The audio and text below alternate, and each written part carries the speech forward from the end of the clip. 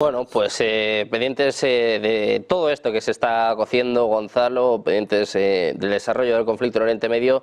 Hoy, como decía, el foco estaba puesto en Volodymyr Zelensky. En la señal de negocios televisión han podido ver precisamente todo su discurso ante el Parlamento ucraniano, en el que ponía, para que se hagan una idea, 5 condiciones: la entrada incondicional en la OTAN, una invitación incondicional, incursiones constantes en suelo ruso. Hablaba también de ataques con armas de largo alcance, de que básicamente tienen que ayudar, sobre todo Europa, también Estados Unidos, a recuperar la economía ucraniana, por ejemplo, pues comprándole solo los cereales a Ucrania.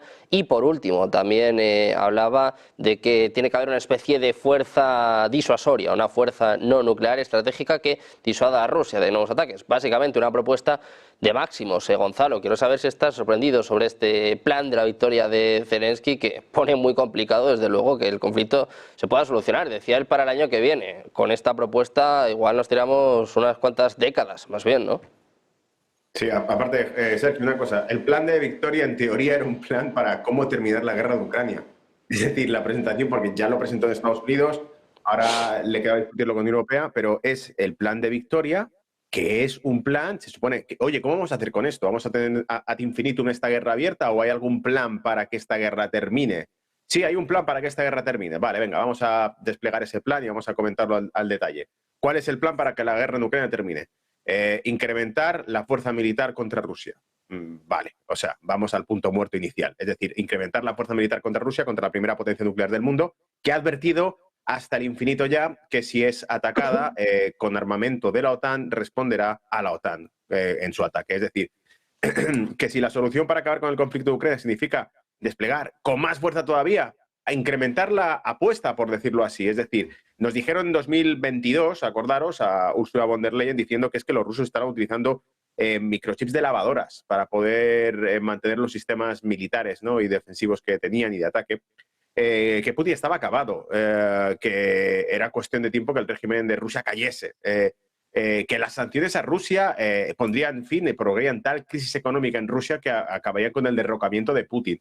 Todo esto es la propaganda o desinformación, tanto que hablan ellos de desinformación constante, ¿no?, hacia el resto. Todo esto es la desinformación que nos colocaron, que nos dieron básicamente, aquello de ducharse con agua fría, aquello que, bueno, para molestar a Putin vamos a empezar a pagar la calefacción, ¿no?, a no utilizar calefacción, y chorradas de este tipo que nos vendieron una clase política que además está en los niveles probablemente más bajos de la historia, en lo que hemos conocido en cuanto a categoría de liderazgo político que tienen, porque son básicamente nulos a la hora de hablar y meten la pata constantemente con lo que dicen. Bueno, pues después de todo ese discurso, lo que nos encontramos es que el territorio ocupado por Rusia se ha ido expandiendo. No olvidemos que ya en 2022, la propuesta que ha sido de paz, a los 2 meses de iniciar el conflicto, Rusia propuso a Ucrania que se retiraría del territorio ocupado si Ucrania se comprometía a no formar parte de una organización militar que desplegaría armamento militar estadounidense en la frontera con Rusia, cosa que no se llama loco, pero podría resultar legítima si le hiciese, por ejemplo, Estados Unidos a Rusia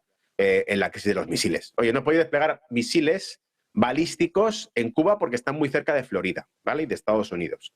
Y si vais a hacer eso, vamos a la guerra total con la Unión Soviética. Era legítimo entonces, cuando Rusia plantea, oye, no pongáis a mi vecino en la OTAN porque no quiero misiles estadounidenses en mi frontera. Entonces los deseos colonialistas de la Rusia imperial contra Ucrania y a expandirse por toda Europa y toda esta paja que nos han ido metiendo para justificar el chorreo de dinero constante que hacen, porque no hay que olvidar que el tema de Ucrania es un negocio, como ha dicho también Javier, básicamente. La guerra es un negocio que además ellos abiertamente lo dicen, porque hemos tenido congresistas en Estados Unidos que abiertamente han dicho, tranquilos, el dinero que estamos mandando, vuestro dinero que estamos mandando a la guerra de Ucrania, volverá a Estados Unidos en forma de contratos.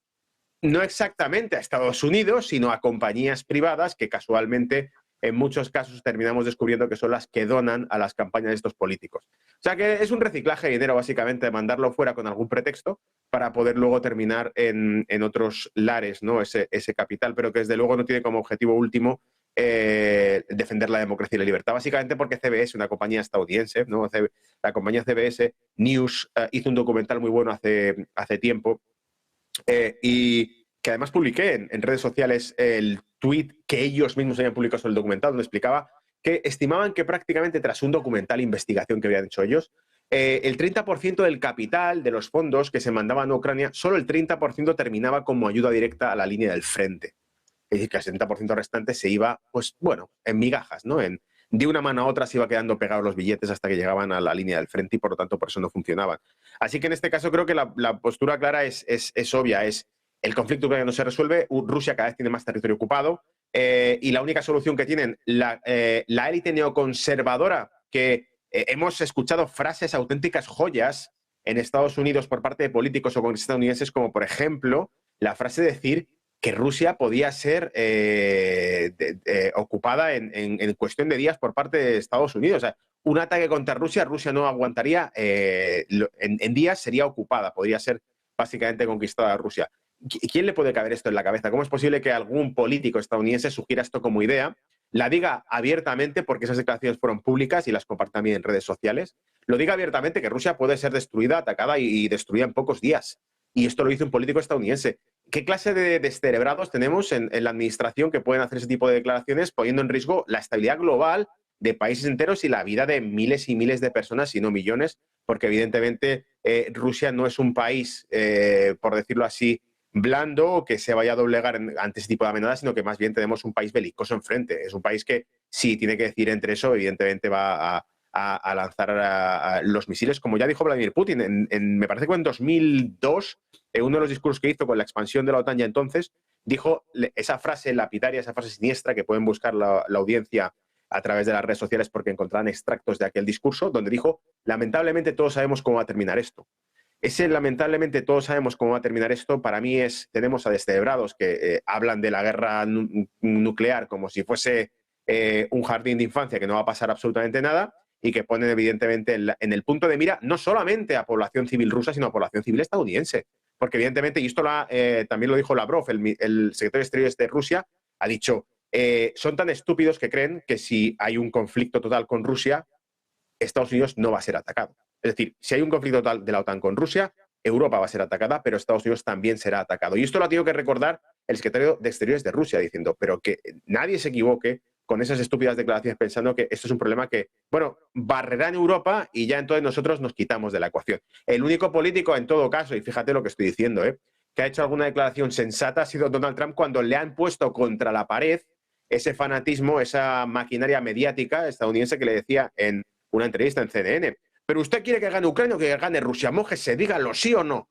Y el tipo decía, quiero que deje de morir gente. Es decir, el tipo básicamente parece que es el único que abiertamente quiere que no haya un conflicto bélico global, que ha denunciado además, no de ahora, en su propia administración de 2016 a 2020, habló de Bolton, a quien despidió, porque la solución de Bolton, su secretario de Defensa, era invadir Irán. ¿Qué hacemos con el problema de iraní? Invadirlo. ¿Y qué hacemos con el problema de Corea del Norte? Invadir Corea del Norte, bombardearla también, ¿vale? Entonces, claro, para una solución tan estratégica y tan sabia como esa, no te hace falta un secretario de Defensa. ¿Y qué hizo Donald Trump? Marcharse a Corea del Norte, darse la mano con Corea del Norte y hacer un pacto que, por cierto, ha sido volado en pedazos porque Corea del Sur mandó drones para lanzar panfletos y Corea del Norte, que también no le tiembla un poco el pulso, pues nada, vuela las carreteras que había, las líneas férreas y demás con Corea del Sur. Por lo tanto, la política exterior de Estados Unidos, de un grupo de políticos de ese corte neoconservador de Estados Unidos, es básicamente una política desquiciada que no tiene ningún plan en concreto. El plan es básicamente escalar, la apuesta es órdago grande, órdago, esperando que el contrincante se eche para atrás. Pero ¿qué pasa si aceptan tu órdago y dicen, venga, vamos con todo? Vale, venga, ¿quieres una guerra? Vamos con todo. Evidentemente, por 4 desquiciados pagan el precio miles y miles de civiles en este tipo de conflictos.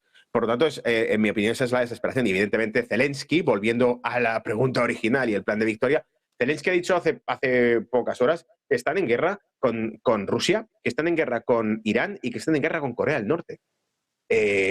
Claro, por el apoyo militar que están, pero ¿cómo va a estar en guerra con 3 potencias?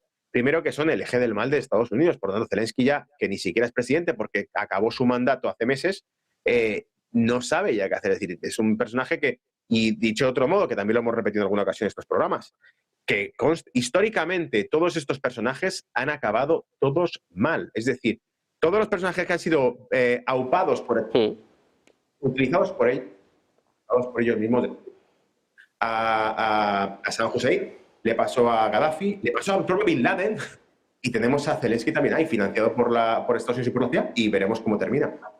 Pues vamos a ver cómo termina, Gonzalo. De momento lo que sabemos es que presentaba su plan de paz, que, Javier, no sé si nos acerca o nos aleja más del final de este conflicto. Quiero saber un poco cuál es tu primera valoración.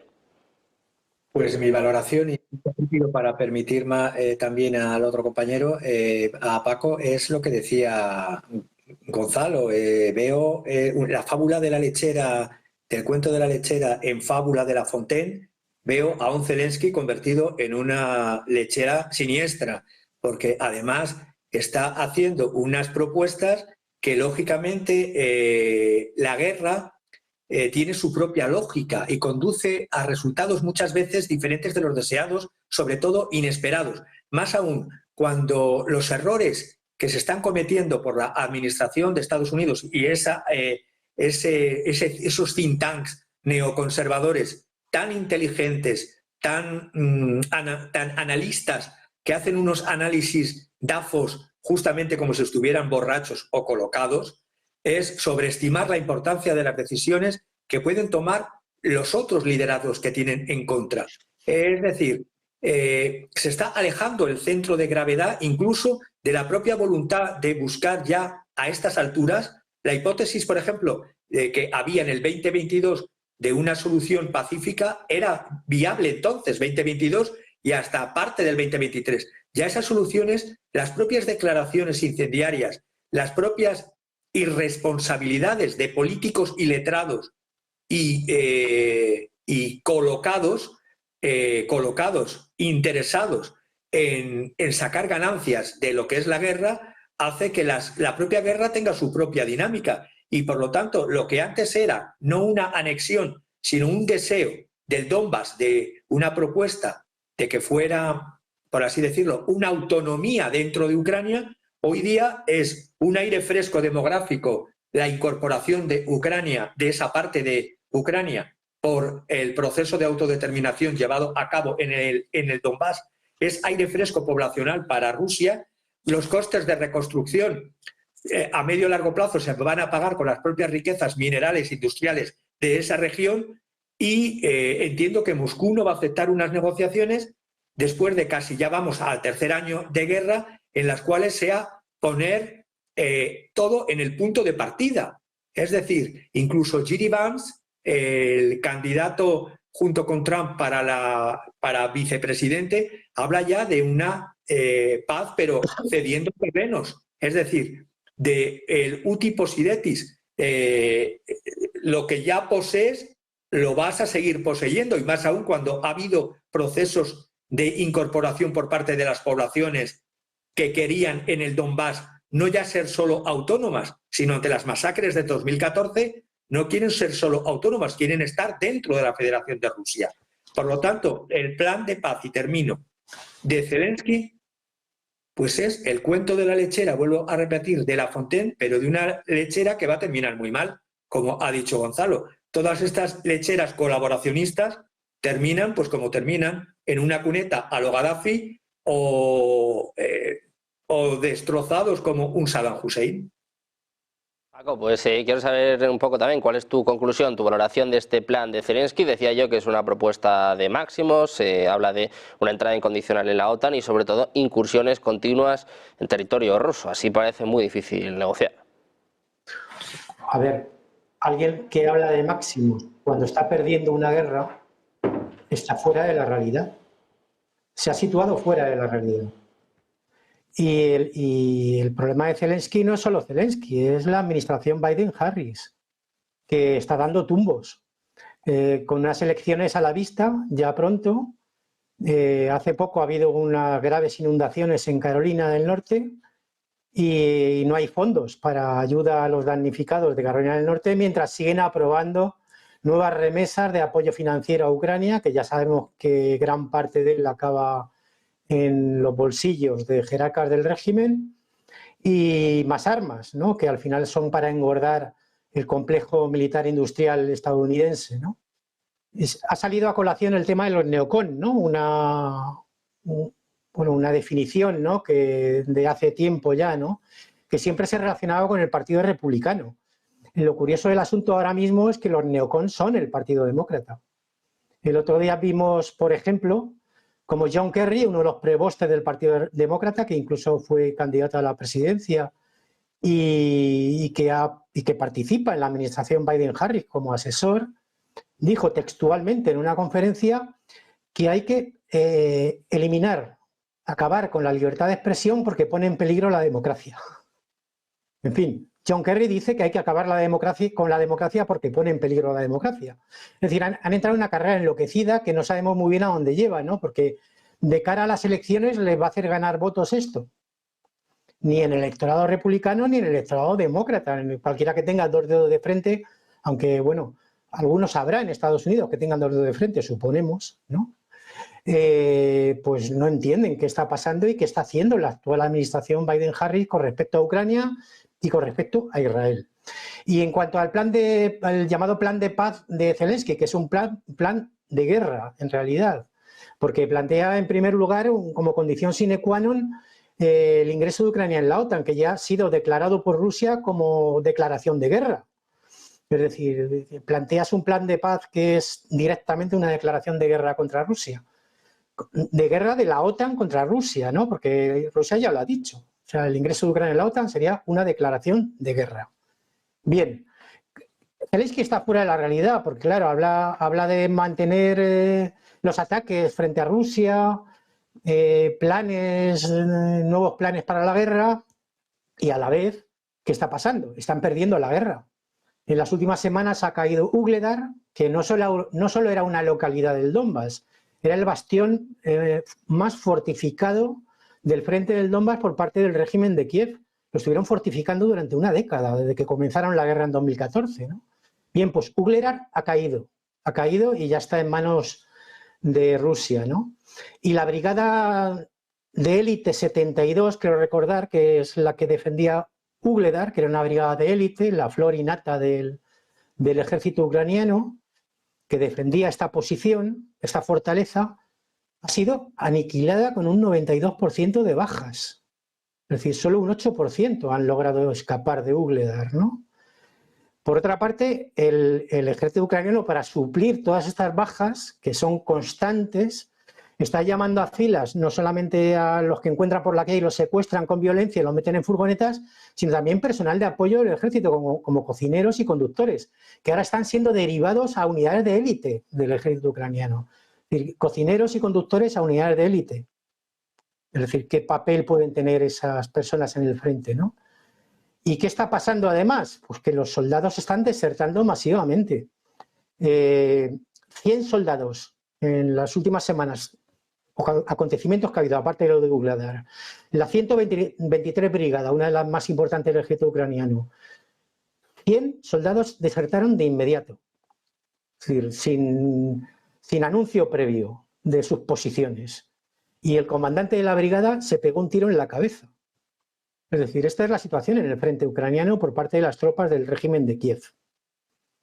Y por otra parte, claro, otra cosa de la que ya no se habla en la prensa occidental. ¿Y por qué no se habla ya de la operación contra Kursk? Porque la operación contra Kursk ha sido un fracaso sonoro. Es decir, están aniquilando, los rusos no tienen prisa, están aniquilando paso a paso todas las unidades que destacaron allí la OTAN y los ucranianos, ¿no? Tanques, etcétera. Se está convirtiendo en un campo de chatarra de material de la OTAN, ¿no? La famosa operación sobre Kursk, ¿no? Arestovich, el que fuera consejero de la oficina del presidente ucraniano, ha dicho recientemente que el ejército ucraniano no puede ganar y que bajo su punto de vista como mucho puede aguantar objetivamente 3 o 4 meses como mucho, sobre todo porque ya no hay fuerzas motivadas para el combate y que las dos direcciones en las que ahora está dividido el frente de Ucrania, el este y el sur, se van a convertir pronto en 6 o 7 direcciones y en una ofensiva general por parte del ejército ruso que va a llevar a un derrumbamiento del frente y que posiblemente Rusia, dice Arestovich, cambiará de táctica y cruzarán lo que quede de frente rápidamente, abriendo nuevas zonas de enfrentamiento hacia el interior de Ucrania, aislando Kharkov. Kharkov, que es la segunda ciudad ucraniana después de Kiev. ¿Qué significa todo esto? Que al final Rusia, es decir, la zona rusa de lo que era Ucrania, va a ser la principal zona económica del país. Es decir, la zona donde están los mayores recursos económicos, los grandes recursos minerales, no solo carbón, tierras raras, etcétera, recursos agrícolas también, por supuesto, y también, por supuesto, gran parte de la población, ¿no?, que va a ir volviendo de Rusia, porque no olvidemos, se habla mucho de los refugiados ucranianos, ¿no? La mayor parte de los refugiados ucranianos en número están en Rusia. Es decir, hay más de 1 millón de refugiados ucranianos en Rusia cuando empezó esta fase del conflicto. Sí. Y bueno, en fin, yo creo que ningún dron va a ayudar a Ucrania a recuperar las fronteras del año 91. Por mucho que hablen de seguir lanzando ataques y, claro, efectivamente, otra cosa que les falta también es una infantería de reserva motorizada, y sin eso no van a poder mantener el frente de guerra que actualmente está cayendo, ¿no? Está cayendo en manos de Rusia. Y luego, por otra parte, la situación interna, ¿no?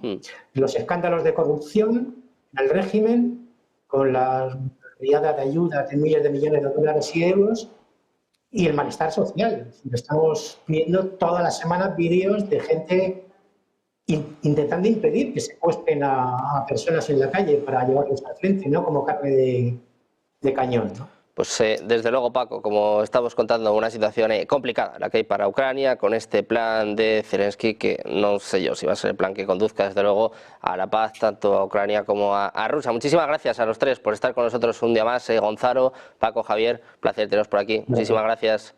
Muy buen día. Gracias.